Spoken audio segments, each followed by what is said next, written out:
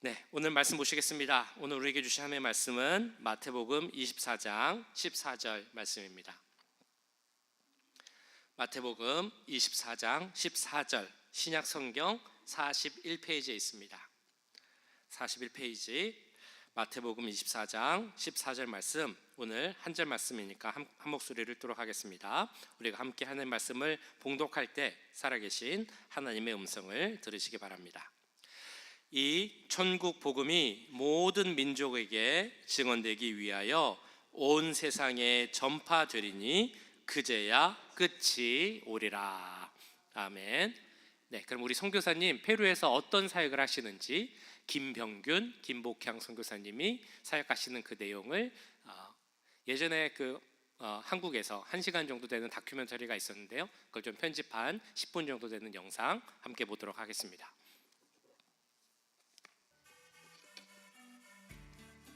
잉카 문명의 발상지 페루. 드넓은 땅, 그러나 농사 지을 수 있는 곳은 턱없이 부족한 척박한 곳입니다. 페루 제2의 도시로 꼽히는 아레키파. 해발 고도 2300m의 고원에 위치한 이곳은 스페인 식민지 시대와 잉카 제국 시대의 건축물이 조화를 이루고 있는 인구 70만 가량 되는 도시입니다. A ver, ¿quién falta? A mí, ok, muy bien.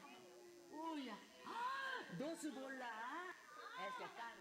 1살부터 5살까지 형편이 어려운 아이들을 돌보고 있습니다. 여기 와서 보니까 말로만 듣던 그런 아이들이 이렇게 안으면은 참 입술을 부르르 떨면서 죽어가는 아이들을 많이 보고 진짜로 정신이 확 돌더라고요. 이게 세상인가. 그래가지고 그런 아이들을 이렇게 모으기 시작한 게 저희들이 한 60명을 모았어요. 식사까지 제공하다 보니 빠듯한 유치원 살림. 그러나 한 어린이 재단을 비롯해 NGO 단체들의 도움 덕에 다행히 무료로 수업을 진행하고 있습니다. 이 일을 시작할 때만 해도 호롤단신이었던 김복향 씨. 그러나 이제 그녀에겐 든든한 지원군이 생겼습니다. 10살 연하의 남편 김병균 씨. 페루인들에게 더 큰 도움을 주고자 마련한 기술학교에서 남편은 용접 수업을 담당하고 있습니다.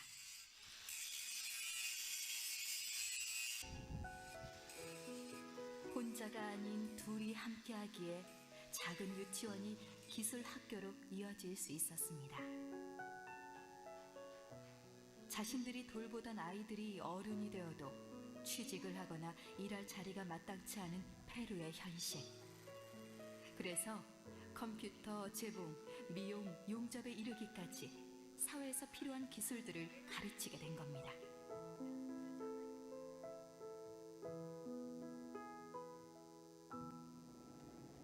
보니까 타고난 만능인 것 같아요.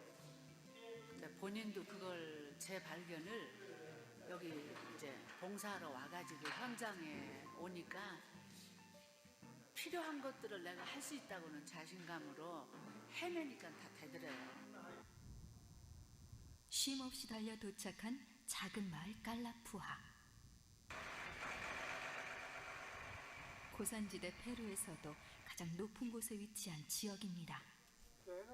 깔라푸아 유치원에서 머무르며 주민들을 만나 봉사활동을 펼칠 생각인데요.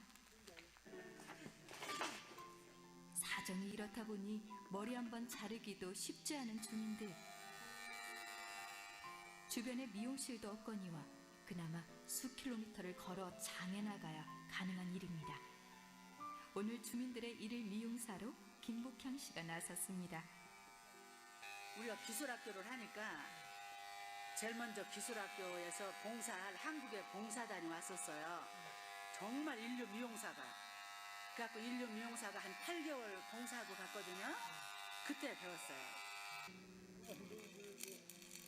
한편 남편 김병균 씨는 용접 실력을 뽐내기 바쁩니다. 고장이 나거나 문제가 생겨도 딱히 고칠 도구가 없어 손을 댈 수 없었던 물건들. 그 애기들 책상인데요. 그 저기 지금 저 베니아판하고 이 다리하고 틀린 거를 줬는가 봐요. 그래가지고 못 쓰고 내 생각에 한 몇 년 정도 못 쓰고 이라고 놔뒀던 것 같아요. 김병균 씨가 아이들에게 해주고 싶은 일은 하나 더 있습니다. 허허벌판인 운동장에 아이들을 위한 놀이터 시설을 마련해 주는 것입니다. 사실 혼자였다면 엄두도 못 냈겠죠. 10여 년을 함께 다니며 도와주는 봉사자들이 있기에 가능한 일입니다. Con voluntad, con fe, Dionisio, vamos a tal sitio, vamos a trabajar, vamos a cumplir con la misión que va a ser obra para el Señor. Así hemos venido a este lugar de Calapuja. 물론 보이지 않는 곳에서 부부를 응원해주는 이들도 있습니다. 후원자들 덕분에 특별한 선물까지 전해줄 수 있을 것 같은데요. 다음 날 이불부터 식료품까지 골고루 챙기는 김복향 씨. 특별히 찾아갈 곳이 있기 때문입니다. 도움이 필요한 집이 있다는 소식에 봉사자들과 함께 나선 길. Y también agradecer a usted, a toda la familia que me están apoyando. Gracias por mis hijos que me estén apoyando. Porque como yo estoy viuda también no se podía, no alcanzaba para comprar, no me alcanzaba para comprar camas. Gracias.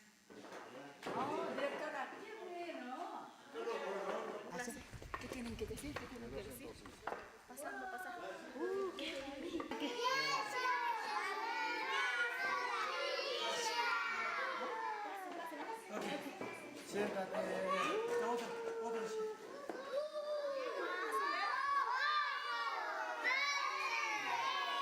Cristiana, sí, atrás, muy bien, muy bien.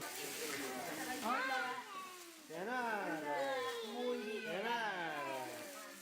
Por favor, esa clase de goma. 여기까지 보고 우리 사역을 좀 중점적으로 다루는 다른 영상이 또 있어서 그걸 잠깐 보도록 하겠습니다.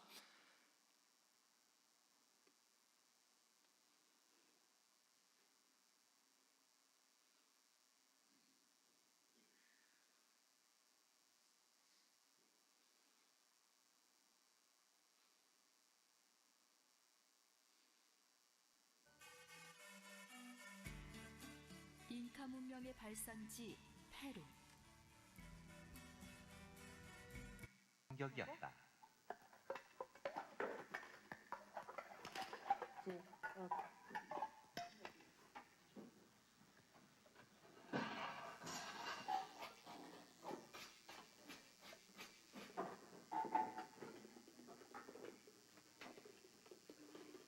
¿Está bien 그림이 dulce? Un poco. ¿Tú mismo has probado? 그래서 시작한 아침 급식. 지금은 따뜻한 코코아 한 잔과 빵을 먹이지만 형편이 어려웠던 초창기엔 아침마다 콩죽을 쑤어서 주었다.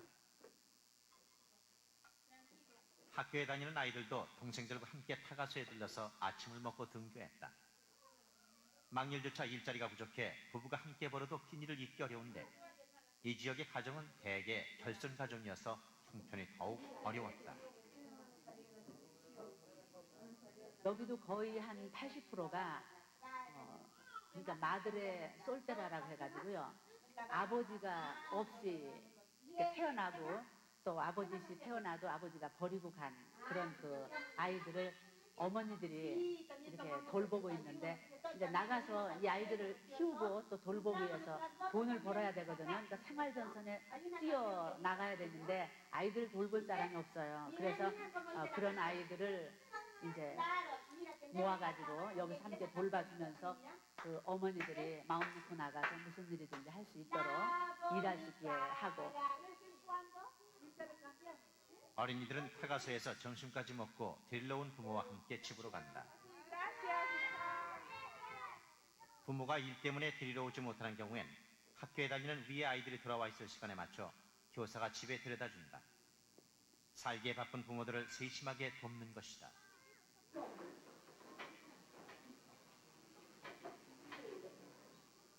처음 페루에 올 때만 해도 식당까지 차리게 되리라곤 생각지도 못했던 김복향 선교사였다.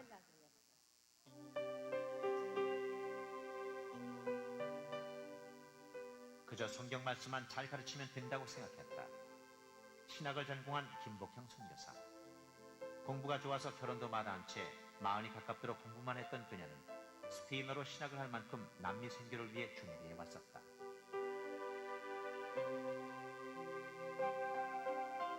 독신의 여선교사로 13년 전인 1987년 페루의 아레키파에서 잉카의 후예인 인디오 선교를 시작할 때 김복향 선교사의 나이는 39이었다. 그 후 4년간 김복향 선교사는 혼자 힘으로 선교센터를 세우고 기틀을 다져나갔다. 그러나 선교센터 중축이며 직업학교 신설이며 당시 두 사람 모두 페루를 떠날 수는 없는 형편이었다. 결국 두 사람은 결혼을 했다. 어떤 원로 장로가 낸 솔로몬의 지혜였다. 처음엔 가족들은 물론 두 사람에게도 받아들이기 힘든 결정이었지만 결과는 성공적이었다. 나눠서 하던 것을 같이 하니까 더 힘이 되고 좋죠. 느끼시는 거 좋은 거 그냥 다 저희도 느끼고.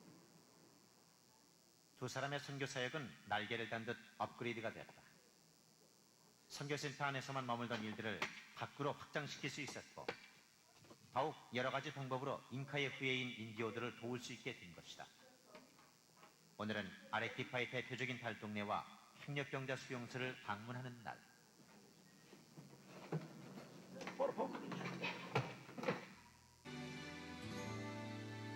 계절은 흐르고 꽃은 피고 저도 시들지 않은 생명이 있네.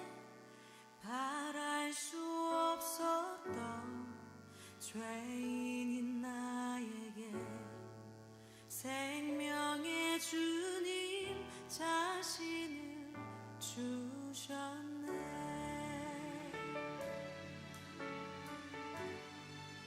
계절은 흐르고 꽃은 피고 저도 시들지 않은 생명이 있네. 바랄 수 없었던 죄인인 나에게 생명의 주님 자신을 주셨네. 나의 삶은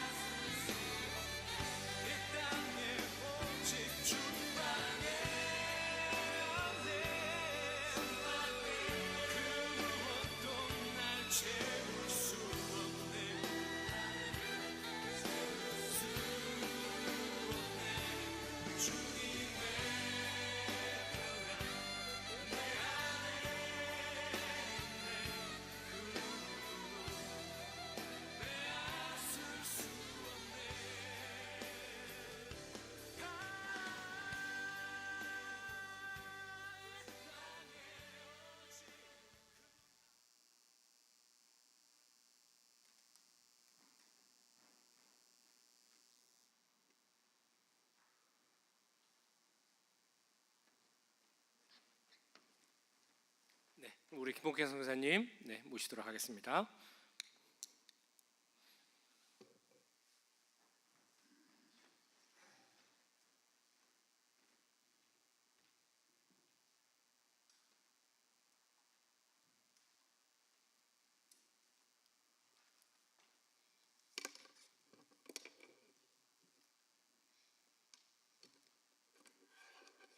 반갑습니다.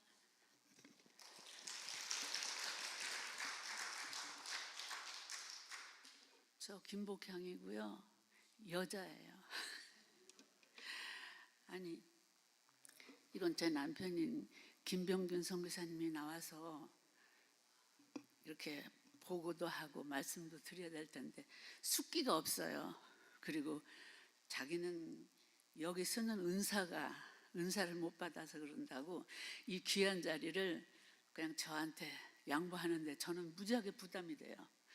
이렇게 남편이 해주면 얼마나 좋을까. 그런데 송구스러운 마음으로 제가 썼습니다. 이해해 주시기 바랍니다.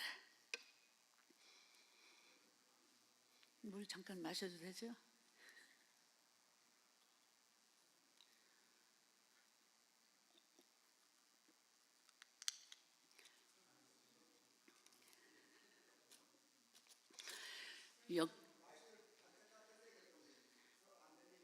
그럴까요? 역시 5년이나 10년이나 20년이나 세월이 가도 역시 이 자리는 힘든 자리인 것 같아요. 힘든 자리인 것 같고 그냥 굉장히 부담이 됩니다. 저는 페루에 보신 대로 독신으로 갔어요. 독신으로 가서 한 5, 6년 열심히 사는 주로 얘기가 어떻게 시작을 했나 아마 그 얘기가 시작될 것 같아요. 저희들은 오지에 살아서 이렇게 많은 그 미디어 이런 그 시설도 많이 못 느끼고 또 그런 것도 접하지도 못하고 그래서 컴퓨터 이런 걸 못했어요. 그래가지고 어떤 선교사들은 이렇게 오면은 멋지게 이렇게 하고 하는데 그걸 못하니까 하도 딱해서 뭐 자료 있는 거 뭐 좀 가져와 보라고 뭐가 됐든지 뭐 있어야죠. 그러니까 저기 말씀드린 대로 이렇게 다큐 나왔던 이런 거 조금 해가지고 이제 18년 한 조금 오래된 거예요. 그러나 저 시기가 저희 페루 선교가 물불을 가리지 않고 그냥 뭐 죽거니 살거니 하면서 열심히 했던 때가 아니었나. 그래서 진가는 바로 여기에 있지 않은가. 지금은 꾀도 나고 지금은 뭐 편법이랄까 그러지는 않아도 꾀가 많이 나가지고 쉬운 방법도 찾고 이랬지만 저 때만큼은 참 이렇게 순진했던 것 같아요. 근데 제가 39년 됐습니다. 39년 전에 페루에 갔을 때 페루의 그 상황은 우리가 학문적으로나 뭐 이론도 아니고 들은 뭐 상식으로나 뭐 남미 하면은 낭만적이고 춤과 노래가 있고 막 이렇게 생각했거든요. 뭐 아프리카는 흑인이라 막 다 이렇게 어렵고 그렇지만 남미 하면은 그래도 아프리카보다는 좀 낫겠지 이렇게 생각하면서 39년 전에 페루를 갔을 때 눈앞에 전개되고 눈앞에 다가오는 것은 그렇게 생각했던 것이 하루아침에 무너져 버렸어요. 왜 그러냐면 하여튼 남미는 그 안데스 고산지대를 끼고 우리가 하고 있는 그 사역은 페루의 제2 아레키파였는데 아레키파도 고산지대예요. 고산지대인데 그냥 가보니까 막 살아있는 화산도 있고요. 이미 터진 그 화산 사화산도 2개나 있고요. 그 아레키파 좁은 시 안에. 그래서 자다 일어나서 눈만 뜨면은 그냥 그 화산이 보이는 거예요. 그 살아있는 활화산은 지금 그 세계 지도책에도 미스티라고 지금도 나와 있는 그런 화산이에요. 그런데 화산이 가만히 있으면 모르는데 환태평양 지진권에 든 페루는 그냥 지진이 얼마나 잦은지 몰라요. 일주일이면 서너 번은 그냥 그렇게 막 지진이 많이 나요. 근데 죄송합니다만은 39년을 현지에서 한인들은 없어요. 있다고는 우리 남편인 김병균 전기사님하고 대화할 수 있는, 한국말로 대화할 수 있는 건 그거밖에 없어서 이제 한국말이 많이 잊어지고, 제가 막 빨리 하고 싶은 말이 있으면은 스페니쉬로는 딱 금방 표현이 되고 하는데 한국말은 생각이 안 나서 이렇게 좀 주저주저하고 이렇게 좀 더듬고 그렇습니다. 이해해 주시기 바라고요. 하여튼 풀 한 폭이 나무 한 그루 없는 그런 그 페루였어요. 그리고 지진은 그냥 있지. 우리하고는 익숙지 않는 자연 환경이잖아요. 우리나라는 얼마나 좋습니까? 그런 나라에서 살다가 참 가보니까 자연 환경이 너무나 열악하더라고요. 그저 지진으로 막 그냥 천지가 막 흔들리기도 하고, 그리고 또 높기 때문에 호흡이 곤란해요. 산소가 부족해요. 산소가 부족해서 그것도 견디기 힘들고, 그냥 또 굉장히 드라이해서 뭐 그냥 손 발이고 뭐 어디고 짝짝 안 갈라지는 데가 없어요. 그것도 하나의 적응 기간이더라고요. 그래서 너무 자연 환경이 열악해요. 가보니까. 그래서 저는 하나님께 그랬어요. 하나님, 어떻게 지구상에서 이런 나라가 있습니까? 듣지도 못하고 보지도 못한 이런 나라 정말로 힘듭니다. 어렵습니다. 근데 자연 환경이 열악하니까 그런 푸념도 나오더라고요. 하나님, 햇빛과 적당한 햇빛이에요. 햇빛도 너무 자외선이 강해가지고 어떻게 사람으로는 감당할 수가 없어요. 그리고 또 드라이하죠. 지진이 있지요. 또 마약의 막 그 환경은 위험하지요. 또 막 테러범들은 엄청나죠. 그 모든 환경이 다 그렇더라고요. 그리고 제일로 살아가기 힘든 산소가 부족하고, 햇볕은 강하고, 물도 부족하죠. 물도 없어져요. 그러니까 푸르름이라고 하는 건 이만큼도 없었어요. 하나도. 그래서 야, 지구상에 이런 나라가 있고 또 이런 민족이 있는가, 여기서 어떻게 저들이 살아가는가. 근데 하여튼 살기는 사는데, 하나님, 저는 어려워요 그랬죠. 저는 이런 환경 한 번도 접해보지 못하고, 그래서 저는 어렵습니다. 하나님, 어떻게 해요? 그렇게 몸부림치면서 기도할 때 그런 생각이 와요. 야, 제 생각이, 제 속으로, 그렇다. 자연 은총이 어디 있습니까? 그렇죠? 또 일반 은총은 누구나에게 이렇게 적용되는 은총 아닙니까? 산소나 물이나 푸르름, 자연 이런 거를 뭐 악인이라고 또 선인이라고 이쁘고 미흡다고 하나님 가려주지 않잖아요. 누구나에게 부어주는 그런 은총, 자연 은총, 일반 은총, 그런 걸 우리는 받고 살았는데, 근데 그런 것만 해도 받고 살지 못하는 이 민족이 불쌍하다고 하는 생각이 들고 하나님 앞에 항변했죠. 어떻게 이런 민족이 있습니까? 어떻게 이런 사람이 있습니까? 그럴 때 하나님께서는 느낌을 주셨어요. 그렇다. 정말 누구나에게 주는 자연 은총과 일반 은총, 이런 데서는 죄된 삶을 산다고 할지라도, 그래서 내가 오지 않았나.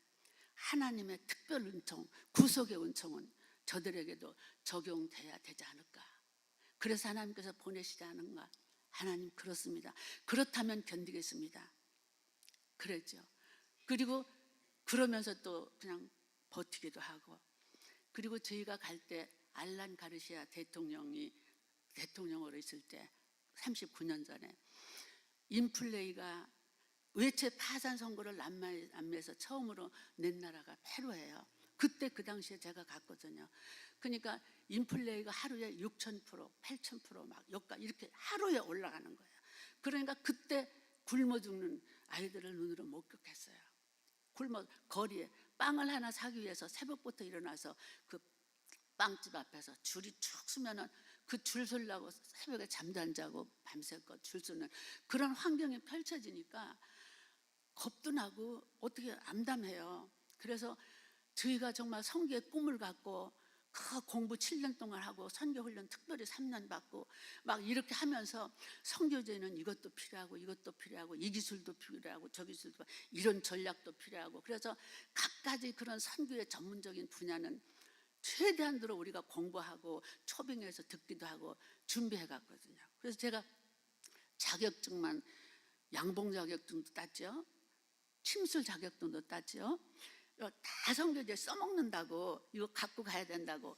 그리고는 또 저희들이 이제 전략적으로 들어가서 어떻게 계획을 세워야 되는가. 숏 플랜이 있고 또 롱렌즈 플래닝이 있고 이럴 때는 어떻게 또 이렇게 들어가야 되나. 플랜을 어떻게 세워야 되나. 전략을 어떻게 세우나. 이런 걸 다 준비하고 갔는데 그런 것들을 적용하기는 그만두고 내가 살아나느냐 이들과 함께 하루를 버텨가느냐에 급급해서 너무 심각했어요. 그래서 그런 것들을 적용하면서 하기에는 애들이 며칠 굶어서 정말로 이렇게 품에 안는 아이들이 죽은 애들을 많이 봤어요. 입술 불을 떨면서. 그럴 때 제가 여기 본 대로 눈이 획 뒤집혀져서 이게 세상인가 그래가지고 그런 애들을 데리고 그저 우유부터 뭐 콩죽이라도 이렇게 먹이면서 얘네들 눈을 뜨게 해줘야죠. 볼 수 있는 기력이 없어요. 속에서 뭐를 아름다운 걸 추구하고 뭔가 소망 있는 걸 추구하고 그렇게 생각하기에는 너무나 먼 거예요. 왜? 현실이 너무나 각박하니까. 그래서 내가 정말 이 땅에 올 때는 그 하늘나라 이상은 소망이 없잖아요. 오직 우리의 소망은 하늘나라인데 그 복된 천국 이 좋은 굿 뉴스를 가지고 왔는데 얘네들 들을 귀가 없어요. 들을 귀가 없어요. 그냥 보는 것이 다 빵으로만 보이고 그래서 얘네들 먹여야 되겠다. 먹여야 되겠다. 그래서 귀를 뚫어줘야 되겠다. 눈을 열어줘야 되겠다. 그런 다음에 저력도 생기고 여유도 생기고 이럴 때 그때 진짜 복음도 전하고 아름다운 천국 소식도 전해주고 그럴 때 거기서 의지가 발동되잖아요. 그럼 뭔가 옳고 그르고 하는 거를 판단할 수 있는 여유를 줘야 되는데 그게 정말로 급급했었습니다. 그래서 혹자는 뭐 선교지에 가서 빵이 먼저냐 복음이 먼저냐 그런데요. 그런데 저는 둘 다 필요해요. 그러나 우리는 육신을 하나님께서 만드신 필요를 다 채워야 에너지도 생기고 투기력도 생기고 그러잖아요. 그걸 해결해 줘야 하는 게 급선무였어요. 근데 내가 갖고 있고 준비하고 기술이고 이런 것들을 적응하기에는 너무 역부족이니까 가만히 제가 생각했어요. 이럴 때 어떻게 해야 되나. 그럴 때 저는 생각했습니다. 하나님께서 우리 인류를 구원하시기 위해서 독생자 보내주셨는데 그 독생자 예수 그리스도가 제1호의 선교사가 아닐까. 저는 그렇게 생각해요. 우리 예수님이 이 땅에 오신 1호의 선교사 예수님. 그러면은 예수님은 어떻게 선교를 하셨을까? 그때만 하더라도 너무나 참혹했지 않겠습니까? 우리 예수님은 어떻게 선교를 하셨을까? 그걸 들여다보게 됐어요. 생각하게 됐어요. 왜? 그 방법이 최고밖에 없어요. 우리 예수님 안에는 솔루션이 있겠다. 우리 예수님 안에는 비법도 있겠다. 그래갖고 보니 거기서 제가 이렇게 우리 예수님은 선교를 하셨구나. 그 12제자를 거느리면서 3년 동안 사역을 시작하면서 첫 번부터 마지막 가실 때까지 뭘 준비하셨냐? 예수님은 선교를 준비하셨어요. 왜? 내가 가면은 다시 와야 되는데 다시 올 때까지 내가 준 선교의 대명을 어떻게 우리 제자들이 이렇게 할 수 있을까? 그걸 고심하면서 늘 사역을 해오시다가 마지막 날 잡히시고 이제 돌아가시는 날 내리면 잡혀서 십자가에 돌아가셔요. 그럴 때 걱정이스러웠어요. 내가 이 12제자를 12제자에게 맡겨놓고 세상을 떠났는데 얘네들이 잘 할 수 있을까? 선교를 잘 할 수 있을까? 저는 그런 눈으로 계속 보게 된 거예요. 그러다가 아니지. 어떻게 보면은 저희들끼리 네가 크냐 내가 크냐 싸움도 하고 또 예수님 어디 가면은 천국 가면 또 어디 가면은 뭐 오른쪽에 네가 앉냐 왼쪽에 오래됐냐 명예다툼 막 이런 것이 보였잖아요. 그러니까 100번을 봐도 아심찮아요. 저들에게 맡기고 세상을 떠난다는 게 이 선교를 대명을 줘야 되는데 그럴 때 예수님이 어떻게 하셨냐? 딱 하나 결론이 다른 것도 아니고 선교는 전략도 아니고 무슨 계획도 아니고 어떤 기술적인 것도 아니고 또 빵빵한 선교 후원 뭐 후원이 좋고 백들이 좋아서 정말 지원이 팍팍 와서 선교가 잘 되는 것도 아니고 이거 아니구나. 예수님이 그걸 아셨는 거죠. 그래가지고 그 잡히시던 전날 저녁에 저녁을 잡수시다 말고 벌떡 일어나셔서 거치장스러운 옷을 벗어버리고 이제 수건을 허리에다 동여매시고 대야에다 물을 떠서 가지고 오셔서 제자들을 씻기시는 거.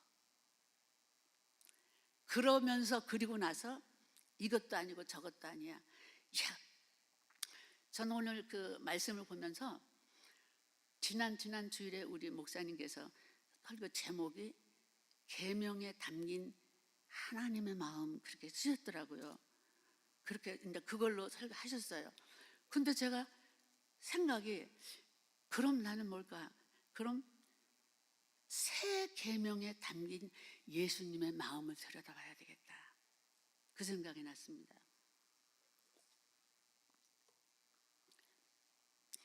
요한복음 13장 34절에 그렇게 아심찬한 제자들을 놓고 실제로 행동을 보이면서 사랑밖에 없다는 거. 다른 전략 다 진심으로 사랑밖에 없다는 거. 사랑으로 모든 일을 다 해결하고 사랑으로 선교해야 되고 사랑으로 모든 것들을 풀어낼 때 내가 다시 오마 약속하신 그 약속을 저들을 통해서 이룰 수 있겠다 생각하고 새 계명을 주셨잖아요. 요한복음 13장 34절에 새 계명을 너희에게 주노니 서로 새 계명을 너희에게 주노니 서로 사랑하라. 그 말만 하신 게 아니에요. 내가 너희를 사랑한 것 같이 사랑하라. 그 말씀을 새 계명을 주시기 전에 그래서 제가 새 계명에 담긴 예수님의 마음 그 말씀을 주시기 전에 행동으로 보이셨어요. 그래서 사랑은 말로 글자로 그저 이런 것이 아니라 손끝을 통해서 그 사랑이 전해져야 되겠구나. 손끝으로 전해지지 않으면 그냥 속말로 황인 거예요. 뭐 안 되는 거예요. 그래서 예수님께서 실제 발을 씻으면서 뭘요? 손끝으로 사랑을 실천하면서 너희들도 내가 행한 것 같이 너희들도 행하게 하기 위해서 내가 본을 보였노라. 아무것도 아니에요. 잘난 것도. 그래서는 이제 예수님께서 그걸 보였어요. 참 그 말씀이 진린 거예요. 왜 내가 너희를 사랑한 것 같이 사랑하라고 그랬을까? 그냥 사랑하지. 또 마태복음 22장 39절을 보면은 큰 계명 둘 주셨잖아요. 첫째로 하나님을 사랑하고 둘째는 내 이웃을 사랑하라. 그런데 무엇과 같이 사랑하라고 그랬어요? 거기는 내 몸과 같이. 내 몸과 같이 사랑하라고 하는 거를 어필하신 거예요. 왜 이거를 넣었을까? 이게 바로 포인트의 선교였어요. 이게 정말 많은 것이 풍족하지 않아서 힘들었지만은 그래도 내가 할 수 있는 거는 사랑을 손끝으로 실천하는 거. 그래서 만져주고 조금 더 대금대금 지나갈 것도 그냥 아니라 조금 더 들여다봐서 구체적으로 정말 이 아이에게 필요한 것이 뭔가, 그리고 이 아이의 장점이 뭔가, 얘를 키우려면은 어떻게 사람답게 또 사회를 위해서 국가를 위해서 마지막에는 그리스도의 군사답게 키울 수 있을까 하는 것을 구체적으로 들여다볼 때 거기에서는 성경의 방법이 나오는 거예요. 장점들을 이용하고 특기를 이용하고 그래서 그거를 키워주고, 그래서 참 하나님께 감사하는 게 자녀가 없어요. 저희들은. 그래서 자녀가 있다면은 내가 이런 마음을 품을 수 있을까 스스로 질문도 제가 해봅니다. 왜? 들여다보면서 이 아이들을 어떻게 관리하고 관리보다도 어떻게 케어하고 어떻게 돌봐야 바른 사람이 되어질 수 있을까? 그걸 생각했을 때는 내 몸과 같이, 내 자신같이, 내 가족같이, 내 피부치같이 생각지 않고는 거기에서 노하우가 안 나와요. 나올 수가 없어요. 그리고 내가 너희를 사랑한 것 같이 사랑하라. 그게 답이더라고요. 그건 뭡니까? 목숨 주는 거잖아요. 정말 생명 주는 그런 사랑을 손끝을 통해서 전할 때, 손끝을 들여서 전할 때 거기에서 정말 한 영혼 한 영혼이 다듬어 주면서 키워지고 막 그래가지고 저희는 한국이 없는데도 사는데도 이제 39년이 되다 보니까 기저귀 차고 왔던 애, 뭐 5살 먹어서 왔던 애 지금 다 주의 종이 되어서 제가 개척한 교회 턱턱 하나씩 맡길 수도 있고 사역을 잘해요. 이렇게 정말로 맘 편히 이곳에 와서 맛있는 거 실컷 먹고 목사님 사랑받고 장로님 사랑받고 여러분 사랑받고 저 살 많이 쪘다고 그래요. 우리 장로님이 그랬죠. 이렇게 정말 편하게 나와서 잠깐 있을 수 있는 것도 그 아이들이 더 멋지게 잘해요. 그래서 다 기술자예요. 기술도 가르치고 하니까 찬양도 잘하고 찬양 소지르는 사람은 또 성악도 보내고 타악기도 보내서 내가 아이들이 없으니까 그랬지 있다면 정말 이렇게 할 수가 있을까? 근데 신용만 내지 죄송합니다. 못합니다. 신용만 내도 이렇게 힘들고 어려운데 그래서 예수님이 정신 차리라 사랑하되 손끝으로 하고 사랑하되 내가 너희를 사랑한 것 같이 하고 사랑하되 내 몸과 같이 하라. 가족같이 하라 그거예요. 가족같이 하라. 그거는 손끝 아니면은 전해질 수가 없어요. 그저 만져주고 닦아주고 이렇게 켜주고 들여다보고 뭐가 필요한가. 거기서 선교 전략이 나오고 거기서 선교 계획이 나오고 이래서 30년을 살아오는 가운데 그래서 기술학기도 하게 되고 우리 찬양단이 프로급이에요. 저기 큰 버스가 찬양 버스예요. 그게 버스를 몰고 이제 남미로 향해서 나가는 거예요. 우리 찬양단을 데리고. 왜 그러냐면 언어가 같죠. 육로로 연결됐죠. 커스텀이 같죠. 컬처리 같아요. 그래서 이질감, 크로스 컬처의 그런 어려움이 전혀 없어요. 바로 나가면 그냥 선교 시작하는 거예요. 저희들 볼리비아도 가고 이렇게 이제 그 나라에서 눈을 돌려서 남미를 보게 되고 저는 세계를 보게 될 줄로 믿습니다. 그렇게 가서 이제 아이들 꿈을 실어주고 이렇게 하니까 정말 그 방법이 이게 최고구나. 예수님 방법이. 그래서 제 선교사 1호이신 예수님을 잘 이렇게 연구해보고 예수님의 방법을 연구해보면 이게 선교의 전략도 나오고 계획도 나오고 일러주더라고요. 그래서 저는 감히 말할 수 있습니다. 선교는 전략도 아니에요. 뭐 계획도 아니에요. 어떤 뭐 장비도 아니에요. 그렇죠? 장비도 필요하죠. 우리 장비. 뭐네 해도 저는 감히 말하기는 선교는 삶이다. 여러분 삶입니다. 손끝으로 만져지는 삶. 그게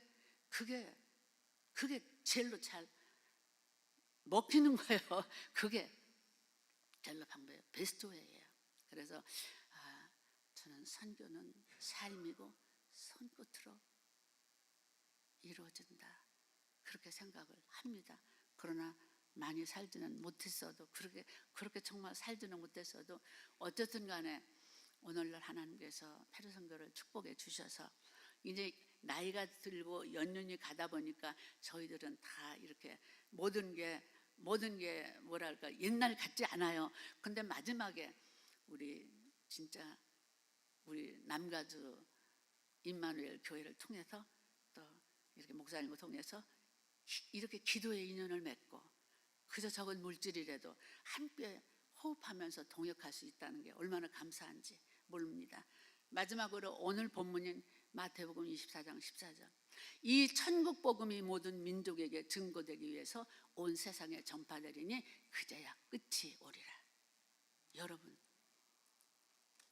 이건 역설로 말하면은 이 천국 복음이 모든 자들을 통해서 온 세상에 증언되기 위해서 전파되지 않고는 뭐라 그랬어요?